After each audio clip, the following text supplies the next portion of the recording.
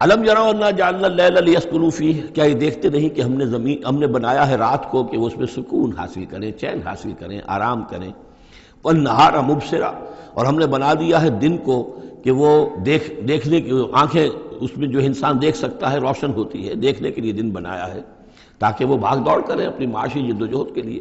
ان فی ذلک لآیات لقوم یؤمنون، یقیناً اس میں نشانیاں ہیں ان لوگوں کے لیے جو ایمان رکھتے ہیں۔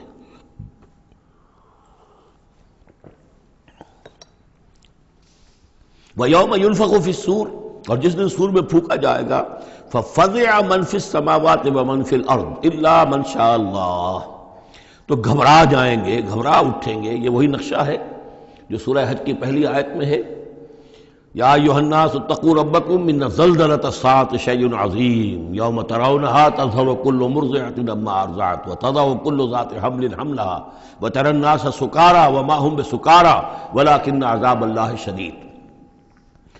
ففزع من فی السماوات ومن فی الارض، جو بھی زمین میں ہوں گے آسمان میں ہوں گے سب گھبرا جائیں گے، الا من شاء اللہ، سوائے ان کے جو اللہ چاہے۔ ظاہر بات ہے کہ آسمان میں فرشتے بھی ہیں، یہ فضا جو ہے یہ ان کے لیے تو نہیں ہے، لیکن یہ کہ عام جو ہے گھبراہٹ طاری ہو جائے گی۔ وَكُلٌّ أَتَوْهُ دَاخِرِينَ، اور وہ سب کے سب پھر اس کے خدمت میں حاضر ہو جائیں گے عاجزی کے ساتھ، پوری طریقے سے سر جھکائے ہوئے۔ وَتَرَى الْجِبَالَ تَحْسَبُهَا جَامِدَةً، اور تم دیکھتے ہو پہاڑوں کو، تم سمجھتے ہو کہ جمے ہوئے ہیں، بڑے مضبوط ہیں، جامد ہیں، ٹھوس ہیں، ان کے اندر تو کوئی بھی نرمی پیدا نہیں کی جا سکتی۔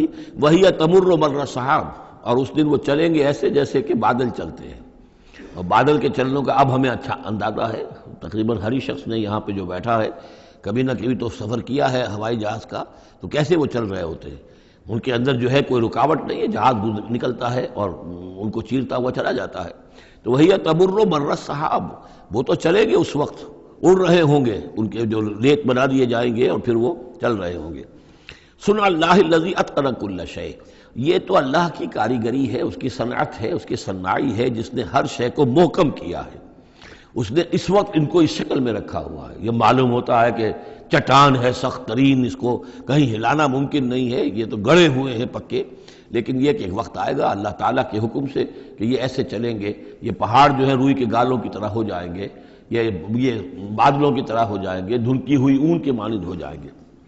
انہ خبیر بما تفعلون، وہ یقیناً باخبر ہے اس چیز سے کہ جو تم کر رہے ہو۔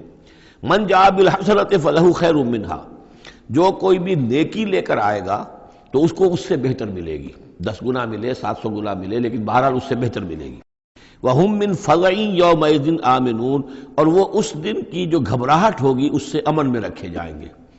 ایک تو یہ کہ قیامت کا جو معاملہ اس سے پہلے میں آپ کو بتا چکا ہوں، وہ احادیث سے معلوم ہوتا ہے کہ اس زلزلۃ الساعۃ سے بہت پہلے تمام اہل ایمان کو بڑے سکون کی موت جو ہے اللہ تعالیٰ عطا کر دے گا، انہیں وہ اس فزع یومئذ، اس دن کے اس گھبراہٹ سے اللہ تعالیٰ اہل ایمان کو بچا لے گا۔ تو وہم من فزع، اب یہ ہو سکتا ہے کہ اس سے آگے اب قیامت کا بعث بعد الموت کا دن اور ہے، ایک ہے وہ دن کہ جب کہ اس میں یہ ساعت آئے گی، اِنَّ زَلْزَلَةَ السَّاعَةِ شَیْءٌ عظیم، ایک ہے قیامہ، بعث بعد الموت کے بعد جب میدان حشر میں ہوں گے وہاں بھی لوگ گھبرائے ہوئے ہوں گے، لیکن وہاں پر بھی اللہ تعالیٰ اہل ایمان کو اس روز کی گھبراہٹ سے بھی بچا لے گا۔ وَمَنْ جَاءَ بِالسَّیِّئَةِ، اور جو کوئی لے کے آئے گا بدی اور برائی، فَكُبَّتْ وُجُوهُهُمْ فِي النَّارِ، تو اوندھے کر دیے جائیں گے ان کے منہ آگ میں۔ هَلْ تُجْزَوْنَ إِلَّا مَا كُنتُمْ تَعْمَلُونَ، اور کہہ دیا جائے گا کہ تمہیں وہی کچھ دیا جا رہا ہے بدلے میں جو تم عمل کر کے لائے ہو، تم پر کوئی زیادتی نہیں ہے۔ انما امرت ان اعبد رب هذه البلدة التي حرمها، یہ آخری آیات ہیں کہ گویا کہ کہا جا رہا ہے نبی آپ یہ اعلان کر دیجئے، شروع میں لفظ قل نہیں ہے لیکن یہ کہ مراد یہی ہے نبی ڈنکے کی چوٹ کہہ دیجئے، انما امرت ان اعبد رب هذه البلدة التي حرمها، دیکھو میں تو مجھے حکم ہوا ہے کہ میں بندگی اور پرستش کرتا ہوں اس شہر کے رب کی کہ جس نے اسے محترم قرار دیا ہے۔ یہ بلد الحرام ہے، یہ بیت اللہ اس میں ہے، یہ حرم کی سرزمین ہے، یہ سارا کس نے کیا؟ اللہ نے کیا۔ تو مجھے تو حکم ہوا میں صرف اس کی پرستش کروں، کسی اور کی نہیں، کسی بت کی نہیں، کسی دیوی کی نہیں، کسی دیوتا کی نہیں۔ انما امرت، مجھے حکم ہوا اعبد رب هذه البلدة الذي حرمها وله كل شيء، اور اسی کے اختیار میں ہر شے ہے۔ وَأُمِرْتُ أَنْ أَكُونَ مِنَ الْمُسْلِمِينَ، مجھے حکم ہوا کہ میں اس کے فرما بردار بندوں میں شامل ہو جاؤں.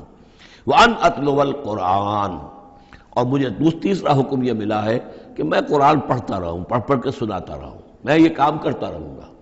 مجھے حکم ملا ہے میں اس کی تبلیغ کرتا رہوں. یا ایھا الرسول بلغ ما انزل الیک من ربک وان لم تفعل فما بلغت رسالتہ، اے نبی پہنچا دو جو کچھ بھی نازل کیا گیا ہے آپ پر آپ کے رب کی طرف سے، اور اگر بالفرض آپ نے ایسا نہ کیا تو یہ گویا کہ رسالت کے فرائض کی ادائیگی میں کوتاہی شمار ہوگی. ان اتلو القرآن، میرا کام ہے قرآن پڑھ کے تمہیں سنا دینا. فمن اہتدی فانما یہتدی لنفسہ، جو کوئی ہدایت پہ آ جائے گا تو وہ ہدایت پائے گا اپنے بھلے کے لیے، وہ جنت میں جائے گا، اس کے لیے آرام ہے، روح و ریحان و جنت نعیم، اس کے لیے جنات نعیم ہے، جنات الفردوس ہیں.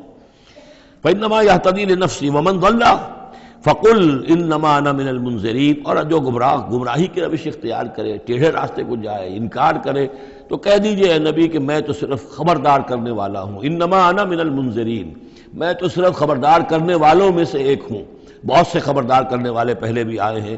وقل الحمد للہ، اور کہہ دیجئے بالآخر، جیسے ہوتا ہے آخر دعوانا ان الحمد للہ رب العالمین، اسی انداز میں اس سورہ مبارکہ کا اختتام ہو رہا ہے. وقل الحمد للہ، اور کہہ دیجئے کہ کل حمد کل شکر اللہ کے لیے ہے. سیریکم آیاتہ فتعرفونہا، ان قریب وہ تمہیں اپنی آیات دکھائے گا ایک کے بعد ایک، پھر تم پہچان لوگے اس کو. وما ربک بغافل عما تعملون، اور آپ کا رب غافل نہیں ہے ان چیزوں سے کہ جو یہ کر رہے ہیں. سورۃ القصص، بسم اللہ الرحمن الرحیم.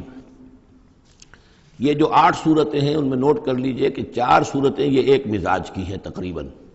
سورۃ الفرقان، سورۃ الشعراء، سورۃ النمل، سورۃ القصص، یہ آخری ہے اس چوکے کے اندر، یہ آخری ہے. پھر 4 وہ ہیں کہ جن میں وہ بالکل نمایاں قدر مشترک ہے کہ اس میں الف لام میم الف لام میم الف لام میم الف لام میم، تو 4 کے یہ 2 سب گروپس ہیں ان 8 صورتوں کے. لیکن پہلے سب گروپ میں سے ایک صورت وہ ہے کہ جو بغیر حروف مقطعات کے ہے، باقی 2 تحسین میم سے، ایک تحسین سے. اور ایک نقطہ یہ نوٹ کر لیجئے کہ اکثر و بیشتر صورتیں جو آئی ہیں، طٰہٰ، سورہ طٰہٰ جو ہے اس میں بھی توئے آئی ہے شروع میں، اور اس میں بھی اکثر و بیشتر حصہ حضرت موسیٰ علیہ السلام کے واقعات پر مشتمل ہے. یہ تاسین میم تاسین، ان میں بھی آپ نے حضرت موسیٰ کا ذکر جو ہے ہر صورت کے اندر موجود ہے. تو اس میں اشارہ کیا ہے بعض حضرات نے کہ حروف مقطعات جو ہیں ان کی ایک توجیہ یہ بھی کی گئی ہے کہ یہ جو حروف ہیں اب عربی اور عبرانی زبان کے، یہ چیزوں کی اشکال سے اخذ کیے گئے ہیں. بعض زبانوں کے حروف جو ہیں وہ آوازوں پر مبنی ہیں، اور بعض کے جو ہے جیسے چینی زبان ہے وہ بھی چیزوں کی شکلوں سے وہ ان کے الفابیٹس بنے ہیں. تو عبرانی اور عربی کے بھی جو ہیں وہ اصل میں چیزیں یا ان کی شکلوں سے انہوں نے حروف اپنے اخذ کیے ہیں. مثلا توئے کو وہ لکھتے ہیں سانپ کی طرح، وہ سانپ جو ہے اس کا وہ پھن لے کر اگر جو ناگ جو ہے اس نے پھن اٹھایا ہوا ہے اور نیچے کنڈلی ماری ہوئی ہے، یہ توئے ہے. تو طا جو ہے وہ گویا کہ سانپ کی علامت ہے. نون جو ہے وہ مچھلی کی علامت ہے.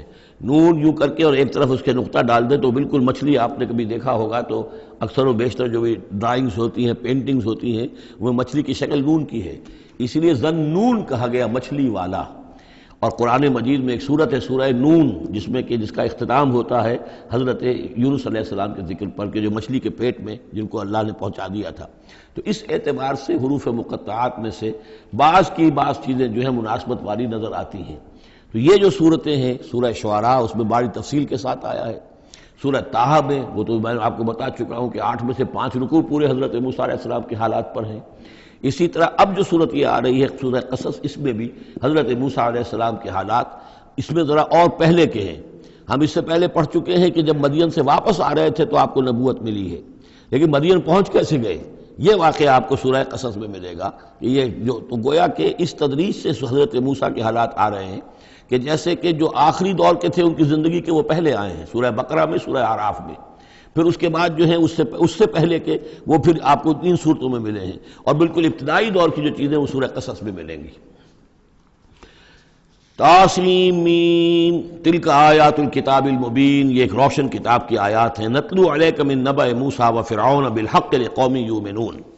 اب دیکھیے یہاں شروع ہی سے بات ہو رہی ہے حضرت موسیٰ علیہ السلام کے بارے میں. ہم سناتے ہیں آپ کو کچھ احوال موسیٰ کے اور فرعون کے بالحق، حق کے ساتھ. لقوم یؤمنون، ان لوگوں کے لیے جو ایمان لاتے ہیں یا ایمان لائیں یا ایمان والے ہیں۔ ان فرعون علا فی الارض، یقیناً فرعون نے بہت سرکشی کی تھی زمین میں، بہت ادھم مچایا تھا۔ وجعل اہلہا شیعا، اور زمین میں بسنے والوں کو اس نے طبقات میں یا گروہوں میں تقسیم کر دیا تھا، حاکم اور محکوم۔ ایک قوم جو ہے قبطی وہ حاکم تھی اور بنی اسرائیل محکوم۔ یستضعف طائفۃ منہم، اس نے دبایا ہوا تھا نیچے ایک گروہ کو، بنی اسرائیل کو دبایا ہوا تھا اور شریر ان کے اوپر جو ہے سختیاں ہو رہی تھیں۔ یذبح ابناءہم، ان کے بیٹوں کو ذبح کر دیتا تھا، یستحیی نساءہم، اور زندہ رکھتا تھا ان کی بیویوں کو، ان کی عورتوں کو۔ انہ کان من المفسدین، یقیناً وہ فساد مچانے والوں میں سے تھا۔ وَنُرِيدُ أَن نَّمُنَّ عَلَى الَّذِينَ اسْتُضْعِفُوا، اور ہم نے یہ ارادہ کیا کہ ہم احسان کریں ان پر کہ جو دبا لیے گئے ہیں، جنہیں ستایا جا رہا ہے، دبایا جا رہا ہے، پیسا جا رہا ہے، جن پر ظلم ہو رہا ہے، ہم ان پر احسان فرمائیں۔ فی الارض، زمین میں۔ وَنَجْعَلَهُمْ أَئِمَّةً، اور ہم انہی کو امام بنائیں، اب ان کو دنیا میں طاقت دیں، سربلندی دیں۔ وَنَجْعَلَهُمُ الْوَارِثِينَ، اور انہی کو ہم وارث بنا دیں۔ وَنُمَكِّنَ لَهُمْ فِي الْأَرْضِ، اور ان کو زمین میں تمکن عطا کریں۔